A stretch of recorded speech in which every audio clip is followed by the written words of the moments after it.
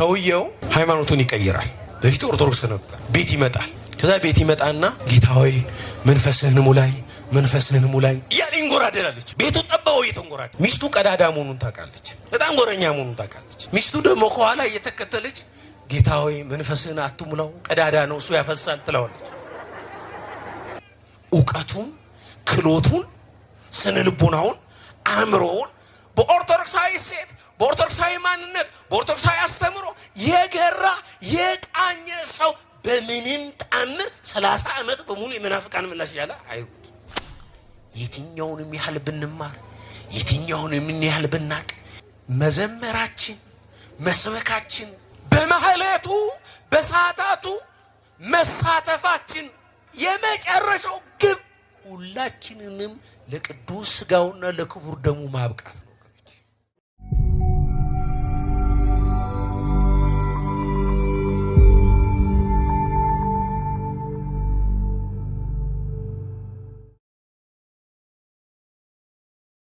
በስመ አብ ወወልድ ወመንፈስ ቅዱስ አሐዱ አምላክ አሜን።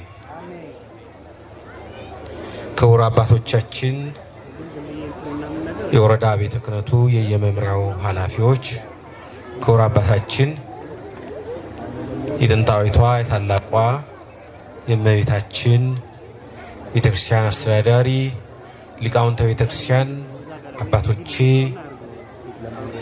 የኪነ ጥበብ ባለሙያዎች፣ ከዚህ ከፊቴ የምመለከታችሁ የሚዲያ ባለሙያዎችና ጥሪውን አድምጣችሁ በዚህ ስፍራ የተሰባሰባችሁ ኦርቶዶክሳውያን እንደምን ከረማችሁ? ተናገሩ።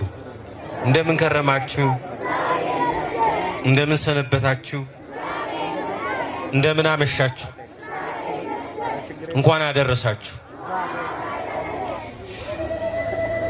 የቸርነት ባለቤት እግዚአብሔር አምላክ ሁላችንም ከያለንበት አሰባስቦ እንዲቁጭ ብለን እንድንማማር እንድንመካከር ስለፈቀደልን ዛሬም ዘውትርም የተመሰገነ ይሁን።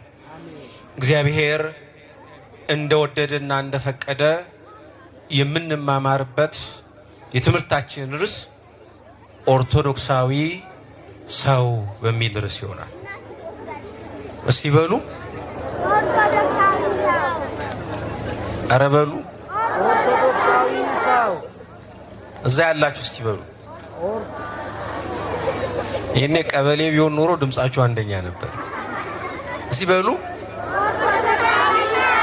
በጋራ እስቲ በሉ ኦርቶዶክሳዊ ሰው። በዚህ ርዕስ እንድንማማር ምክንያት የሆነን ሁለት ነገር ነው። የመጀመሪያው በዚህ ዘመን ሰውነትን የበየንበት ይዳኘንበት መንገድ ስህተት ስለሆነ ከኦርቶዶክሳዊ ማንነት ሌላ የከበረ ማንነት አለን የምንል ምስኪን ህዝቦች ስለሆነ ይሄ አንደኛው ምክንያት። ሁለተኛው ምክንያት ኦርቶዶክሳዊ ሰው በመሆንና ሰው በመሆን መካከል ያለውን ልዩነት ብዙም ጊዜ አዛብተን ስለምንረዳ ነው ማለት ነው። በእነዚህ ምክንያት ይህን ርዕስ እንድንማር ግድ ይለናል ማለት ነው። የሚስጥር ባለቤት እግዚአብሔር አምላክ ሚስጥሩን ለሁላችንም ይግለጥልን። ኦርቶዶክሳዊ ሰው ስንል በዋናነት 5 ነገሮችን ማለታችን ነው። ወይም በሌላ አነጋገር ስለ ኦርቶዶክሳዊ ሰው ስንነጋገር ስንማማር ስለነዚህ 5 ነገሮች እየተማማር ነው ማለት ነው። የመጀመሪያው ኦርቶዶክሳዊ ሰው ስንል ከማኅፀነ ዮርዳኖስ ከአብራከ መንፈስ ቅዱስ ተወልዶ የእግዚአብሔርን መልክ ጠብቆ እና አጽንቶ የሚኖር ሰው ይሄ ኦርቶዶክሳዊ ሰው ይባላል። ተመልከቱ፣ ወንዶች በ40 ቀን፣ ሴቶች በ80 ቀን በጥምቀት ከማኅፀነ ዮርዳኖስ ከአብራከ መንፈስ ቅዱስ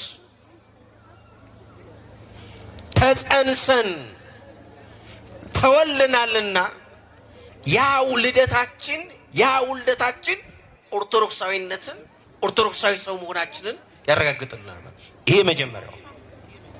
ሁለተኛው ኦርቶዶክሳዊ ሰው ስንል በጌታችን በነቢያት በሐዋርያትና በአበው የቃልና የሕይወት ትምህርት ራሱን የሰራ ራሱን ያቆመ ራሱን ያበጀ ሰው ኦርቶዶክሳዊ ሰው ይባላል። በምንድን ነው ያልኳቸው? በጌታችን በነቢያት በሐዋርያት እና ከዛ ከሐዋርያት በኋላ በተነሱት የአበው የቃልና የሕይወት ትምህርት ነው ያልኳችሁ። ተመልከቱ። ለምን ኦርቶዶክሳዊነት ቃላዊነት ብቻ አይደለም። ተመልከቱ፣ ኦርቶዶክሳዊነት በቃል ብቻ የምንኖረው የምንናገረው የምንተርከው የምናወራው አይደለም። ተመልከቱ፣ ኦርቶዶክሳዊነት የተናገርነውን የሰበክነውን የገለጥነውን የተረጎምነውን ያብራራነውን የምንኖርበት ድንቅ ሕይወት ነው። ችግሩ ግን እናወራለን፣ አብስተን እናወራለን፣ አብስተን እንናገራለን። ባወራነው ልክ፣ በሰበክነው ልክ፣ በዘመርነው ልክ፣ በተረክነው ልክ በዛ ልክና ቁመና ግን እውነቴን ነው የምነግራችሁ ማናችንም የለንም። ለምን ይመስላችኋል? መከራው በመከራ ላይ፣ ስደቱ በስደት ላይ፣ ስቃዩ በስቃይ ላይ የሚደራረብብን ለምን ይመስላችኋል? 365 ቀን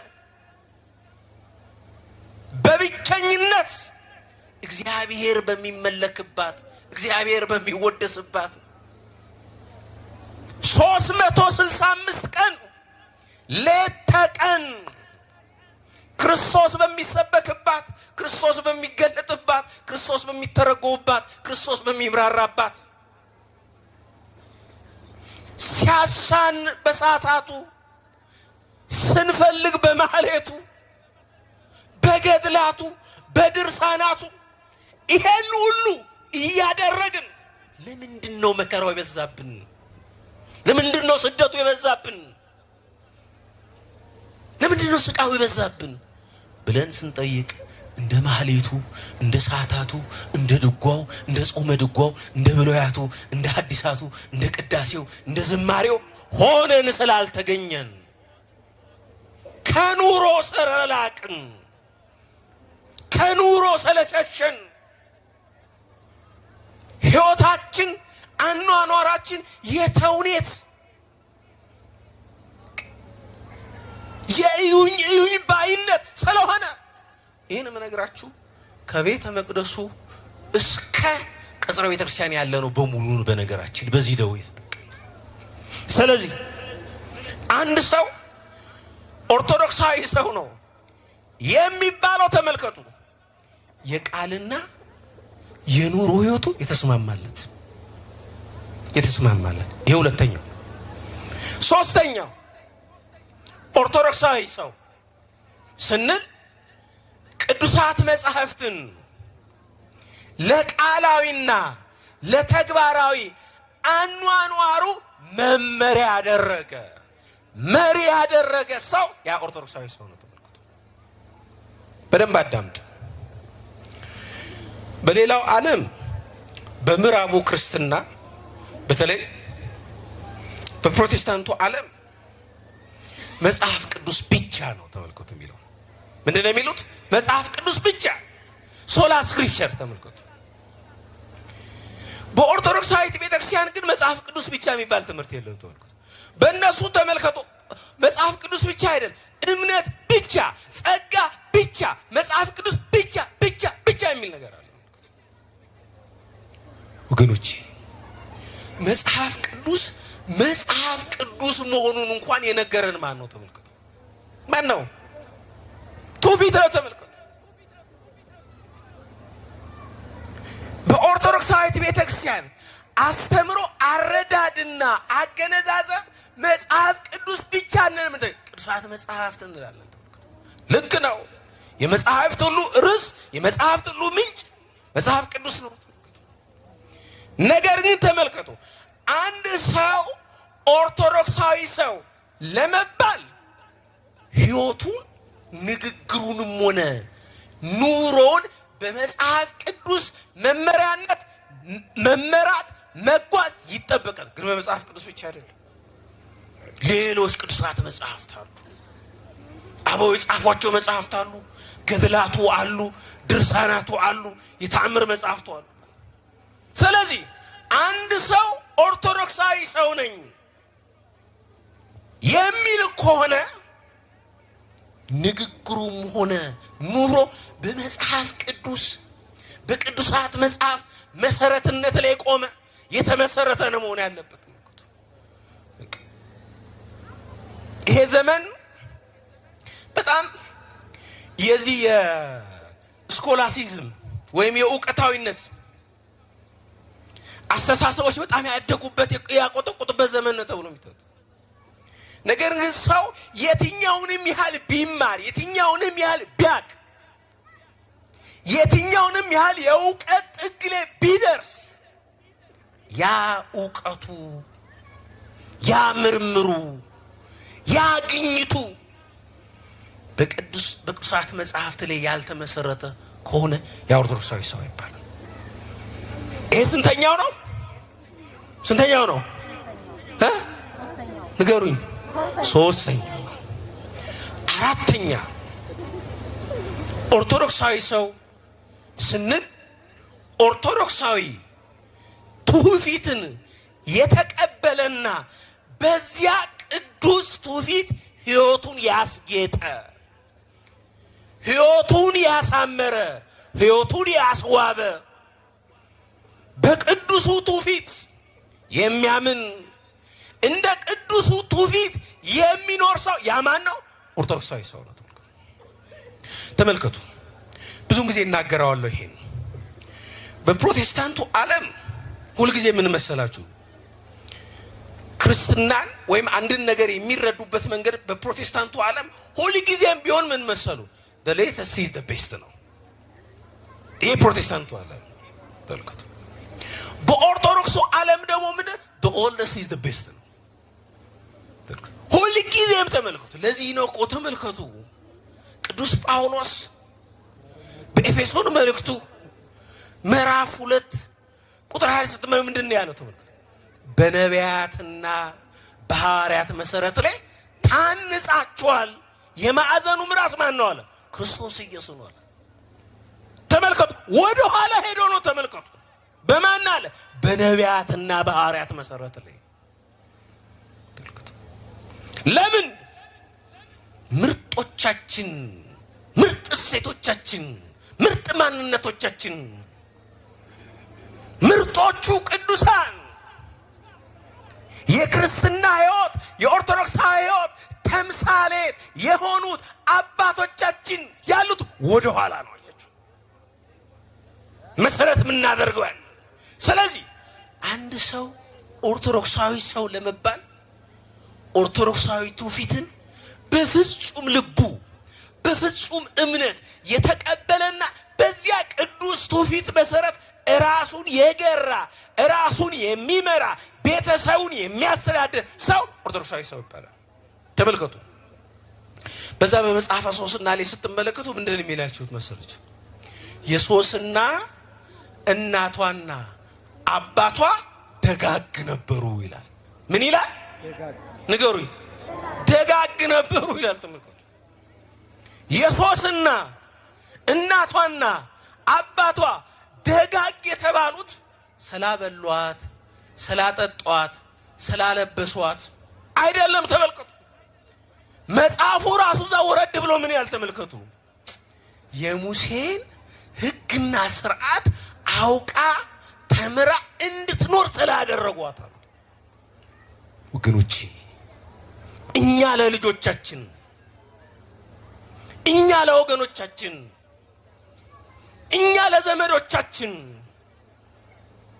ደጋጎች የምንባለው በጎ የምንባለው ስለረዳናቸው፣ ስላለበስናቸው፣ ስላስተማርናቸው ብቻ ሳይሆን ተመልከቱ ሃይማኖታቸውን፣ ስርዓታቸውን፣ ትውፊታቸውን፣ ዶግማቸውን፣ ቀኖናቸውን፣ ኦርቶዶክሳዊ ማንነታቸውን፣ ኦርቶዶክሳዊ ይትባህላቸውን፣ ኦርቶዶክሳዊ አኗኗራቸውን አውቀው ተረተው እንዲኖሩ ስናደርግ ያኔ ደጋግ እንባላለን።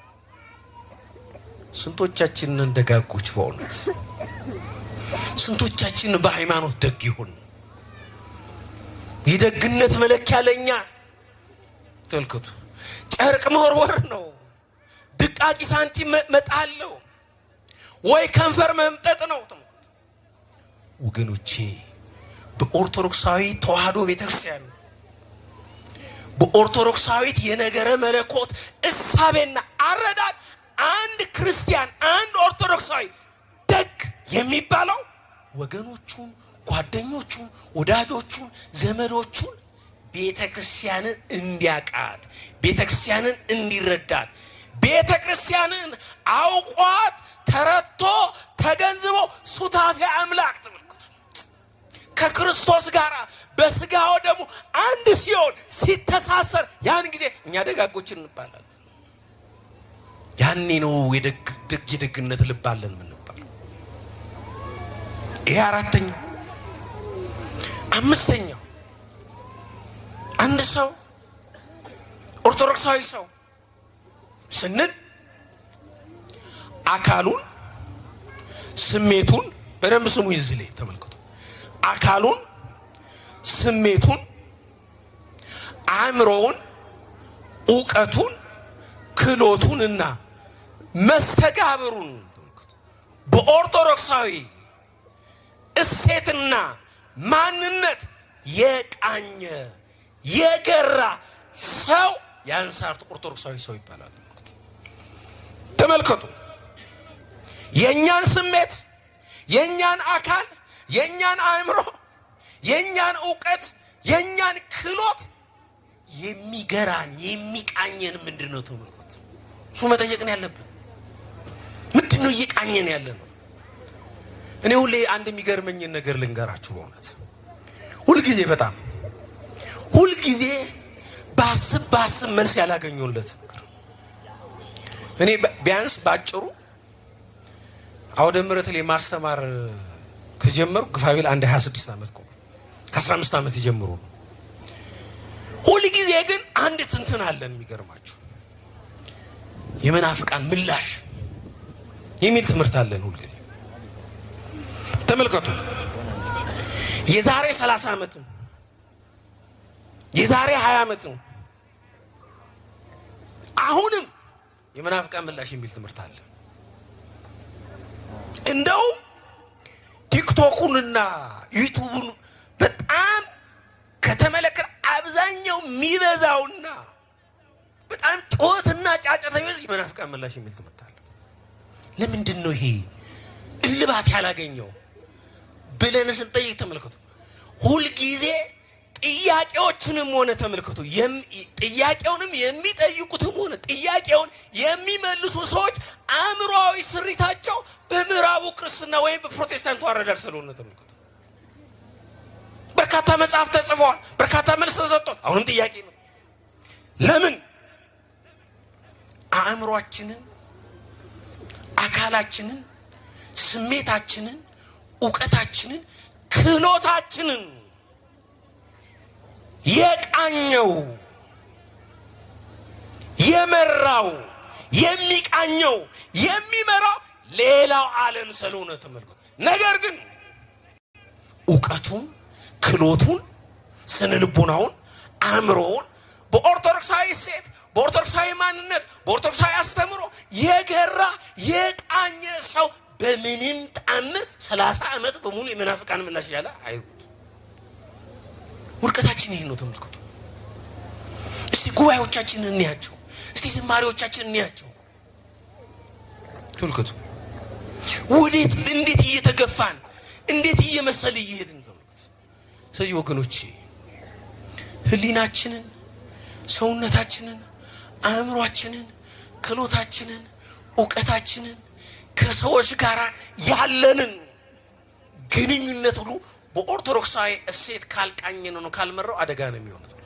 ሰው ከኦርቶዶክሳዊ እሴት እየራቀ ሲሄድ ወገኖቼ የገዛ ወንድሙን ቁልቁል ሰቅሎ ያቃጥላል። ይሄ ኢትዮጵያ ውስጥ ነው። የአንዱን ክርስቶስ ተመልከቱ። የአንዱን ክርስቶስ ደሙን በአንድ ጽዋ በአንድ እርፈ መስቀል የተቀበልን ሰዎች እኮ ጎራ ለይተን እኮ ተጨራርሰናል፣ ተገዳል። ለምን? ቅኝታችን ሌላ ስለሆነ። አቤል ቅድም ሲዘምር ቅኝቱን እንዲያደርገው ይለዋል አይደል? ሰምታችሁታል? ፍሬዘርም ሲዘምር ምንድነው ሲል የነበረው? እባክን ቅኝቱን ይሄን አደርጋለ። ለምን? ቅኝቱ ከተዛባ ምኑ ስለሚዛባ ዝማሬው ይዛባል። ወገኖቼ ለዝማሬ ቅኝት ይሄን አክል ከተጨነቀን ይሄን አክል ከተጠበብ እንዴት ነው ስለኛ ቅኝት ማንጀ? ቅኝታችንን እኮ ማስተካከል አለብን። ተዛብቷል እኮ። የጳጳሱ ቅኝት ተዛብቷል፣ የዲያቆናቱ ቅኝት ተዛብቷል፣ የመነኮሳቱ ቅኝት ተዛብቷል፣ የአገር መሪው ቅኝት ተዛብቷል። ምን ያልተዛባለው ግን? በተዛባ ቅኝት ቤተ ክርስቲያንንም ሆነ አገር ማቆም አይቻልም። ወደ ኦርቶዶክሳዊ ቅኝት ካልመጣን ትላንት በሩቅ የምንሰማውን ተመልከቱ። ትላንት ቁስጥንጥንያ የቅዱስ ዮሐንስ አፈወርቅ ሀገር ነች። ሶሪያ ትላንት የቅዱስ ኤፍሬም ሀገር ነች። ተመልከቱ። የነ ቅዱስ ቄርሎስ የነ ቅዱስ አትናቴዎስ አገር የሆነችው ግብጽ ትላንት የነዚህ ደጋግ አባቶች ሀገር ነች። ክርስትና የተደነገበባቸው አስተምሯችን የተወሰነባቸው ታላላቆቹ አገሮችና ከተሞች ዛሬ ታሪካቸው ጠፍቶ የት እንዳሉ የማይታወቁ ነገሮች። እኛ የተለየን ህዝብ አይደለንም። ምንም የሚያመጻድቅ ነገር የለንም ወገኖች።